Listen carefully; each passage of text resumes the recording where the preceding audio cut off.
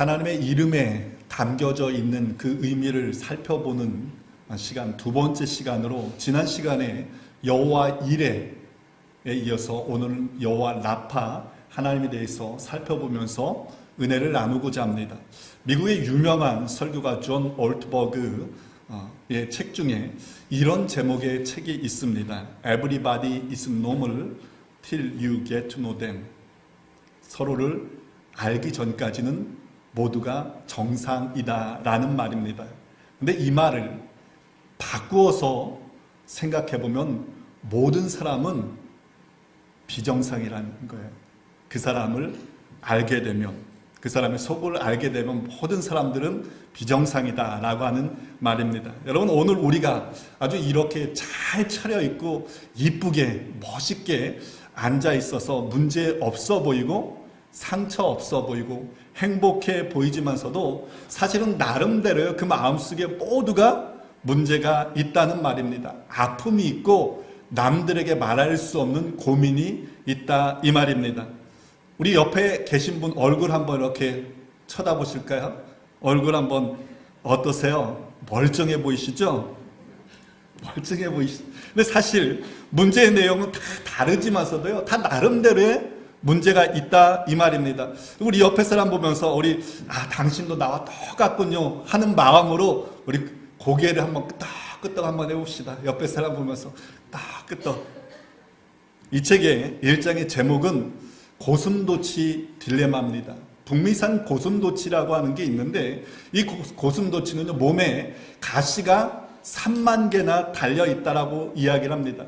대부분의 동물들은 함께 모여서 군집 생활을 합니다. 근데 이 고슴도치는요, 혼자 군집 생활을 하는 것이 아니라 혼자 생활을 한다는 거예요. 근데 이 고슴도치도 외로움을 겪는 시즌이 있다라고 합니다. 그러면 그 외로움을 타게 되면은 사랑하는 사람을 찾아가지고 자기에게 짝에게 간다는 거예요. 근데 그 사랑하는 짝에게 다가가는 순간 자기의 가시 때문에 상대방을 찌르고 상대방의 가시로 인해서 내가 찔려가지고 더 가까이 할 수 없어서 헤어질 수밖에 없는 숙명, 이게 바로 고슴도치 딜레마다라고 이야기를 하고 있습니다.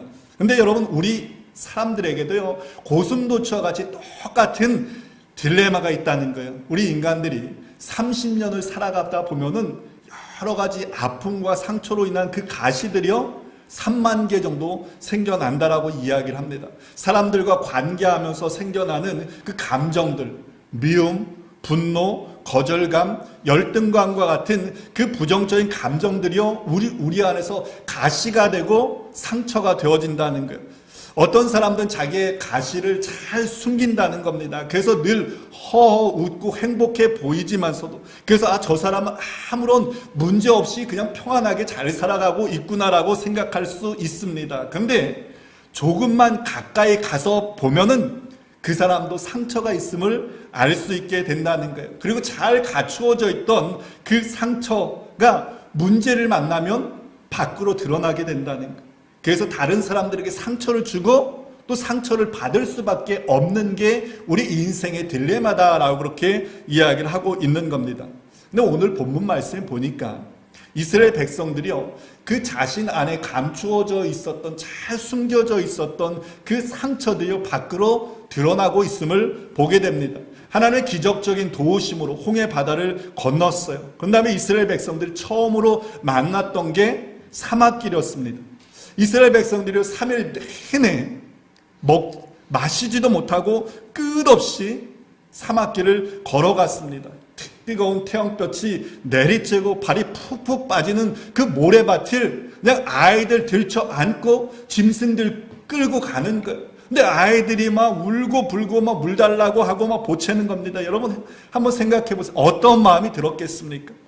저도 성지순례로 가서 사막길을 걸어 보았어요. 가기 전에는 홍해 바다를 하나님의 그 기적의 손으로 그들이 건넜는데, 불과 그 며칠밖에 안 됐는데 그렇게 불평할 수 있어 라고 생각을 했습니다. 근데 직접 가서 그 사막길을 걸어 보니까요, 이해가 되는 거예요. 그나마 그들이 홍해 바다의 그 기적, 하나님의 그 손길을 경험했기 때문에 3일이라도 견딜 수 있었구나라고 생각될 정도로요, 굉장히 힘든 길이었습니다.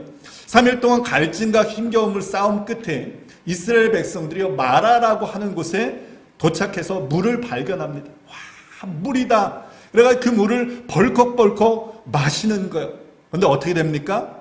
그 물을 다 퇴해버리는 거예요. 왜냐하면 너무 써서 그 물을 마실 수가 없었습니다. 환호와 기쁨이 분노와 원망으로 바뀌어버렸어요. 이스라엘 백성들이 홍해 바다를 건너면은 이제는 고생 끝 행복 시작될 거다라고 생각했어요. 그런데 기대와 달리 끝없는 사막길을 걸어야 했습니다. 인내하면서 마라까지 왔습니다. 근데 물이 있어서 도저히 먹을 수 없게 되자 그동안 참고 있었던 그 분노가요, 밖으로 치밀어 올라왔던 겁니다. 그때 모세가 하나님께 부르짖고 하나님께서 한 나무를 지시해서 물에 던지라고 하자 모세가 그것을 물에 던졌더니요, 어떻게 됩니까? 쓴물이 단물로 변화됩니다. 그 물을 먹고 있는 이스라엘 백성들에게 하나님께서 이렇게 말씀하시는 거예요. 나는 너희를 치료하는 여호와니라. 오늘 여러분과 처음으로 나누고 싶은 메시지는 여호와 라파입니다. 치유하시는 하나님이라고 하는 의미입니다. 여러분, 여기서 흥미로운 것은요, 하나님께서 이스라엘 백성들의 문제를 해결해 주셨잖아요. 그렇다면 나는 너의 문제를 해결해 주는 해결자 하나님이다. 아니면 나는 너에게 모든 것을 공급해 주는 공급자 하나님이다 라고 말해야지 맞을 것 같은데 하나님께서 뭐라고 말씀하십니까? 나는 너희를 치유하는 여호와 하나님이다 라고 그렇게 말씀하고 있습니다. 아니, 그런데 의아스러운 것은요, 본문에는 하나님께서요 이스라엘 백성들을 치유해 주신 어떤 장면도 나오고 있지 않습니다. 아니, 도대체 하나님께서 이스라엘 백성들의 무엇을 치유해 주셨기에 나는 너희를 치유하는 여호와다라고 이렇게 말씀하고 있는 것일까요? 그 힌트는 마라라고 하는 그 단어에서 찾아볼 수 있습니다. 이스라엘 백성들이요 3일 길을 걸어서 도착했던 곳이 마라입니다. 그 의미가 뭐예요? 쓰다는 거예요. 근심하다라고 하는 의미입니다. 근데 이 구약에서요 마라라고 하는 단어가 사용된 곳이 또 한 군데 있습니다. 이렇게 이야기하고 있어요. 마음의 고통은 자기가 알고 마음의 즐거움은 타인이 참여하지 못하느니라. 여기서 고통이라고 하는 단어가 이게 바로 원어가 마라입니다. 그러므로 마라의 쓴물이라고 하는 것은요 단순히 물이 쓰다라고 하는 그 정도를 나타내는 것이 아니라 이스라엘 백성들 마음속에 있는 마음의 상태, 그들의 마음의 고통의 문제를 의미하고 있는 거예요. 마음속의 상처, 아픔, 거절감, 억울함, 이런 모든 것들을 상징적으로 표현하고 있는 것이 바로 마라라는 거예요.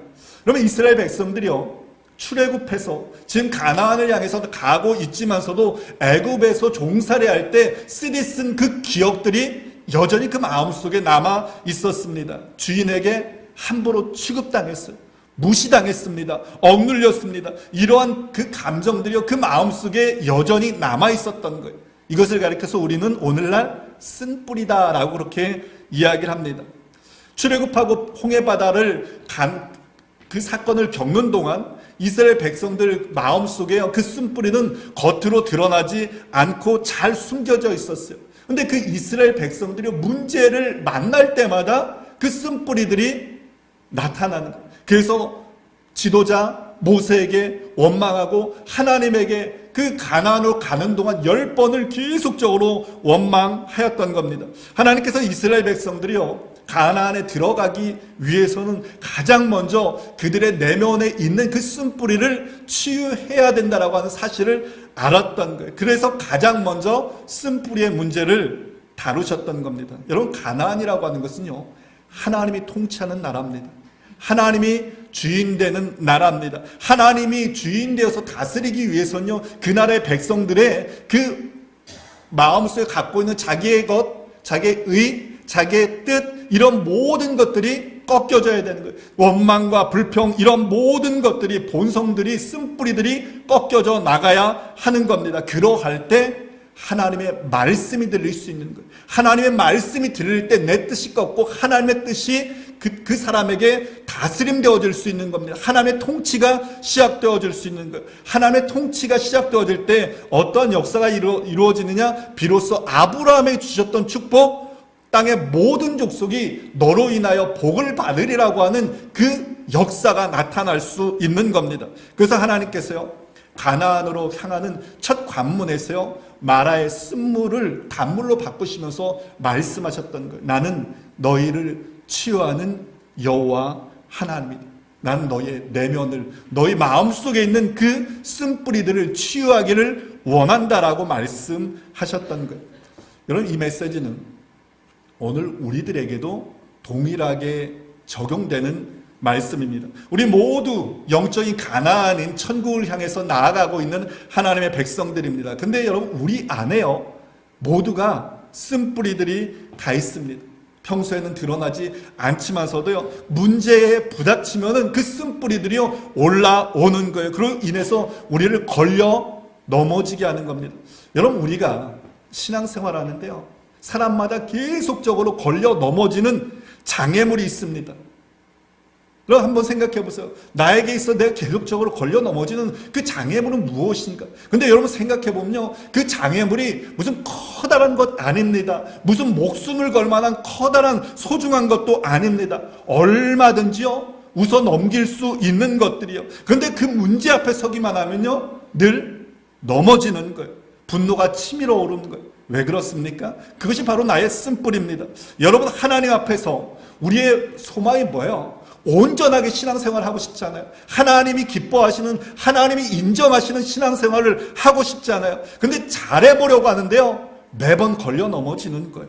그게 바로 쓴뿌리라는 거예요. 여러분, 어떤 쓴뿌리도 있습니까? 우리를 향한 하나님의 비전이 뭔지 아세요? 그 문제 넘어서기를 원하는 거예요. 그로 인해서 우리가 그 광야를 벗어나서 가나안을 향해서 힘있게 전진해 나가기를 원한다, 이 말입니다. 그런데 우리는요, 매번 똑같은 장애물에 걸려서 나아가지 못하는 거예요. 매번 실패하는 겁니다. 신앙이 자라지 못해요. 계속 어린아이 신앙에 머물러 있다, 이 말입니다. 그로 인해서 하나님께서 내게 원하는 그 사명을 감당하지 못하는 거예요. 그게 바로 우리의 쓴뿌리라는 거예요. 포레스트 검프라고 하는 영화, 여러분 잘 아실 겁니다. 이 영화에 보면 검프의 친구 제니가 있습니다. 이 제니가 술주정뱅이 아버지를 피해서 도망치면서 이러한 기도를 합니다. 사랑의 하나님, 여기서 멀리 날아가 버릴 수 있도록 저를 새로 만들어 주세요.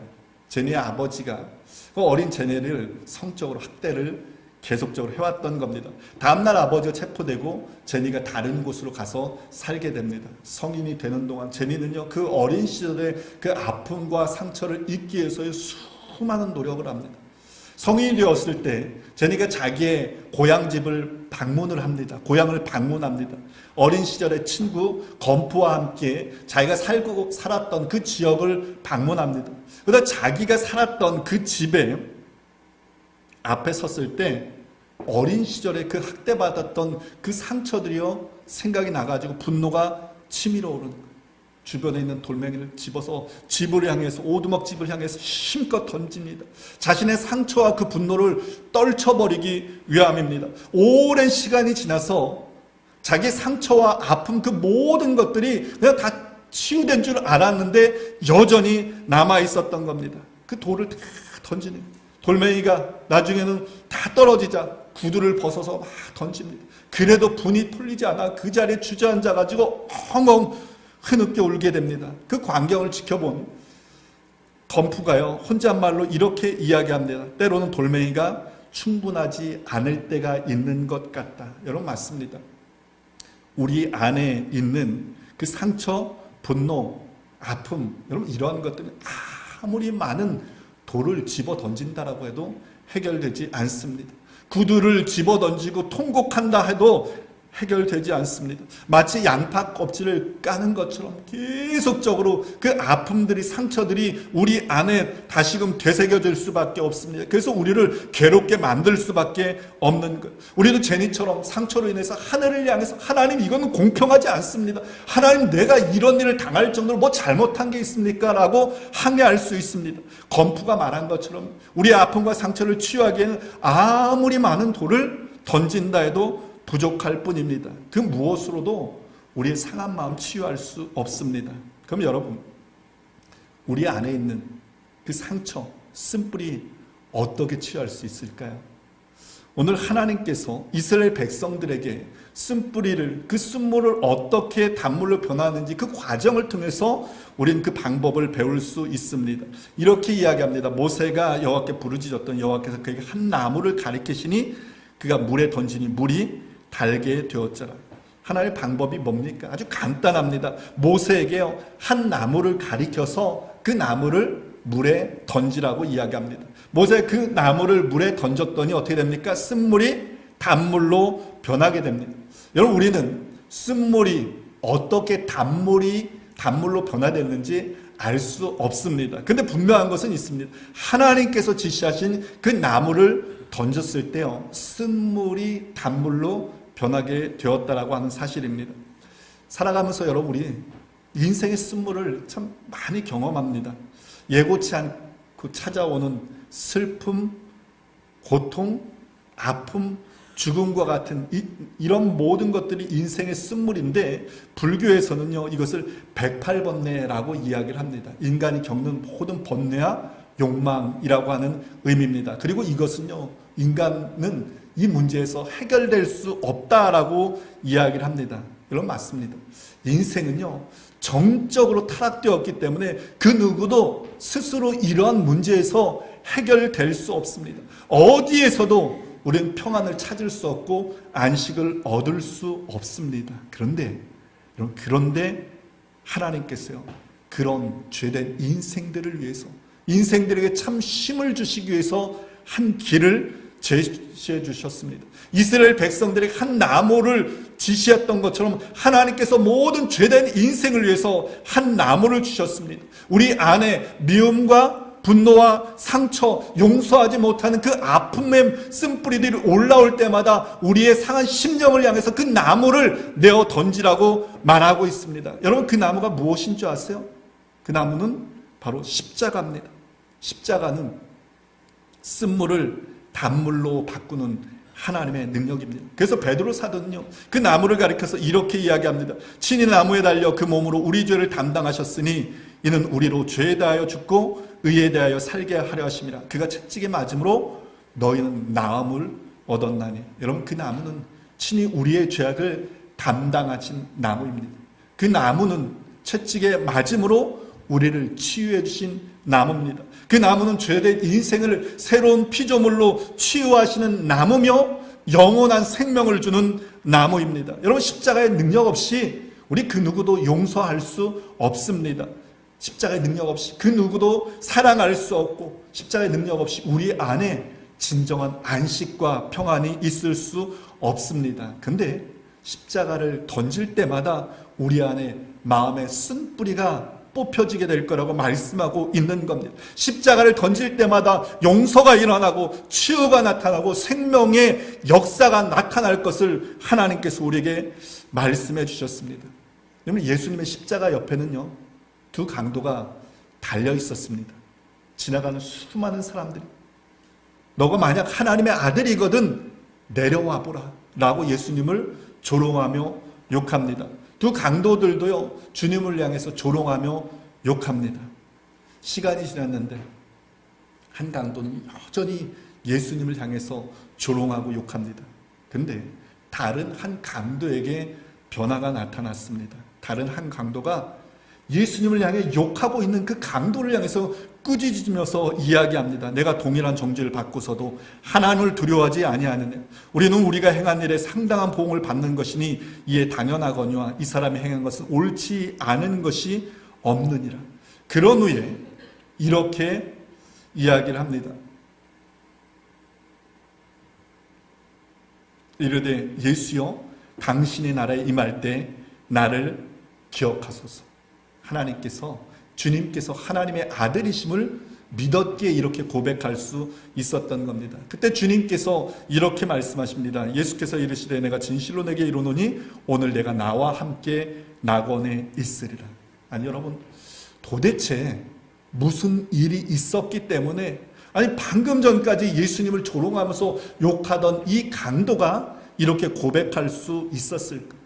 우리는 그 강도가 무엇 때문에 이렇게 변화됐는지는 알 수 없습니다. 그런데 알 수 있는 한 가지가 있어요. 뭐예요? 그거는 그가 십자가 옆에 있었다라고 하는 사실입니다. 십자가에 못 박힌 예수 그리스도에게 그 옆에 있었더니요, 그에게 변화가 나타나기 시작했던 겁니다. 그의 마음이 변했던, 그의 행동이 변했던 겁니다. 그의 고백이 변했던 겁니다. 그러고 나서 예수님을 하나님의 아들로 고백할 수 있었던 겁니다. 이게 바로 십자가의 능력입니다. 여러분, 주님은 죄된 인생을 치유하기 위해서 십자가를 지셨어요. 그리고 지금도 말할 수 없는 그 고통 가운데 있는 죄인들을 향해서 두 팔을 벌려서 주님께서 초청하고 있습니다. 수고하고 무거운 짐진 자들아, 다 내게로 오라. 내가 너희를 쉬게 하리라. 그러면 여러분, 치유함 받기 원한다면, 여러분 오늘 갖고 있는 여러분들 그 아픔의 문제, 상처의 문제, 해결받지 못하는 그 문제를 해결받기를 원한다라면 주님의 십자가 앞으로 가지고 나아갈 수 있기를 부탁을 드립니다. 세 번째로 나누고 싶은 메시지가 바로 이겁니다. 십자가로 나갑시다. 한번 따라서 해봅시다. 우리 십자가로 나갑시다.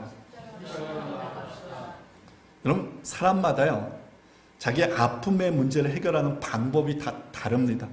어떤 사람은 아픔의 문제에 닥쳤을 때 분노합니다. 어떤 사람은 상처 앞에서 잃어버리려고 합니다. 어떤 사람은요, 그 상처가 아무것도 나에게 영향을 미치지 않는 것처럼 그냥 쿨한 척 하려고 자기를 포장합니다. 그러나 여러분, 이러한 방법들은 일시적으로는 해결될 수 있어요. 일시적으로 해결될 수 있지만서 또다시 반복될 수 있습니다. 그로 인해서 내가 힘들고 옆에 있는 사람을 힘들게 할 수밖에 없어요. 우리의 상처를 치유할 수 있는 방법은 여러분, 있는 것 아닙니다. 덮는 것 아닙니다. 아무런 상처 없는 것처럼 쿨한 것도 아닙니다. 시간이 해결해 주는 것도 아닙니다. 오직 예수 그리스도의 십자가 앞으로 문제를 가지고 나아갑니다. 주님, 나에게 이런 문제 있습니다. 주님, 나에게 이런 아픔이 있습니다. 주님, 해결할 수 없습니다. 주님, 이런 문제가 계속 반복되고 있습니다. 도와주세요. 회개한 강조처럼 주님께 간구하는 겁니다. 여러분, 우리의 문제가 뭔지 아세요? 여러분들 그 문제 우리의 문제가 해결되지 않는 그 이유는 십자가 앞으로 가지고 나가지 않는 거예요.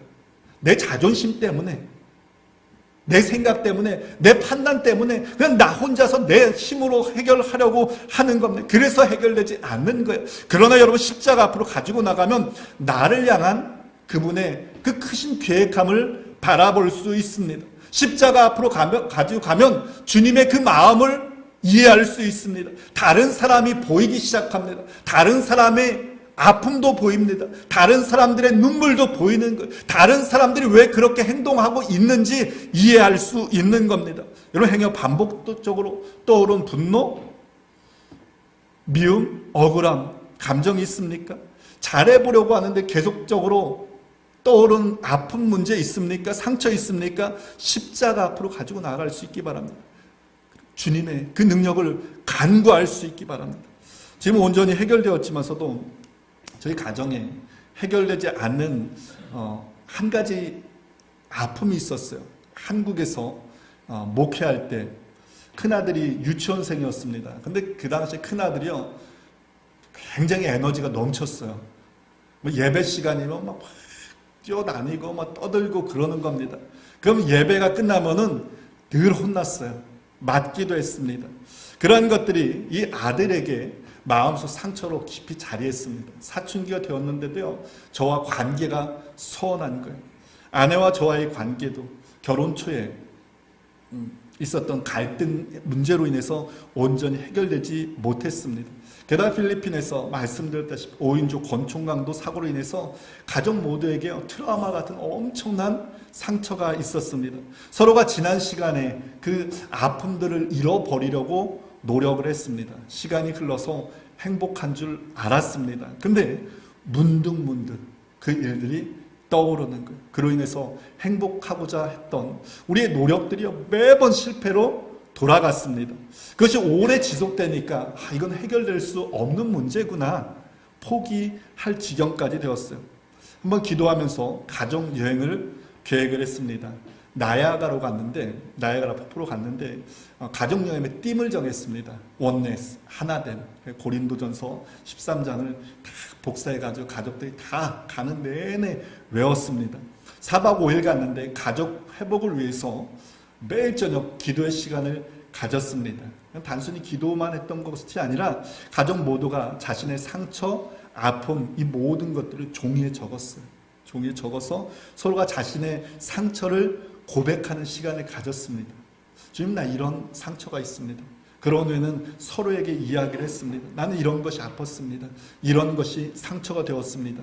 그 이야기를 듣고 상대방에게 용서를 구하는 시간도 가졌습니다.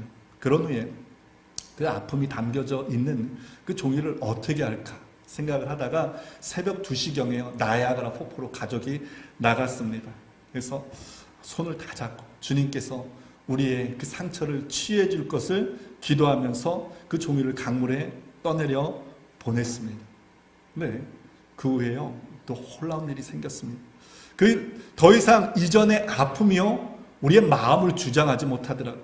물론 그 이후에도요 아픔과 상처가 또다시 생각이 났습니다. 근데 아픔이 떠오를 때마다 예수의 이름으로 선포할 수 있는 용기가 생겨나더라고요. 상처가 떠오를 때마다 그 상처가 우리의 마음을 주관하지 못하도록 그 상처에 대해서 거부했습니다. 그 결과 가정 모두가요 아픔과 그 상처로부터 치유함을 받고 자유할 수 있었습니다. 마라의 쓴물이 단물로 변화됐던 것처럼 하나님께서 우리 가정에 쓴물을 단물로 변하게 해주셨던 겁니다. 그래서 저는 그 상처나 아픔이 있는 사람들에게 저희 가정에 그런 이야기들을 하면서 권면하는 거예요. 아픔을 가지고 십자가 앞으로 가지고 나가십시오. 십자가만이 유일한 해결책입니다. 십자가만이 하나님의 능력입니다. 여러분 어떤 아픔이 있습니까? 해결되지 않는 문제가 있습니까? 나 혼자 끌어안고 있으면 답이 없습니다. 그러나 십자가 앞에 그 문제를 내려놓으면 문제가 해결되기 시작할 줄 믿으시기 바랍니다. 여러분들 그 아픔을 그 십자가 앞에 내려놓고 여러분 고백하는 시간 가져볼 수 있기 바랍니다. 여러분 가족에게, 친구에게, 교회 공동체에게 여러분 고백하는 시간도 가지면 좋을 것 같습니다. 이제부터는 여러분들 그 아픔과 상처가 떠오를 때마다 예수의 이름으로 선포하며 떨쳐버리기 위해서 힘쓸 수 있기 바랍니다. 그 쓴뿌리들이 여러분들을 더 이상 주장하지 못하도록 그것들을 거부할 수 있기 바랍니다. 그때 여러분들은 여호와 라파, 치유하시는 하나님을 경험하며 자유케 되는 인생을 살아가게 될 것입니다. 그런 은혜가 여러분 삶 가운데 넘쳐나기를 주님의 이름 간절히 축원을 드립니다.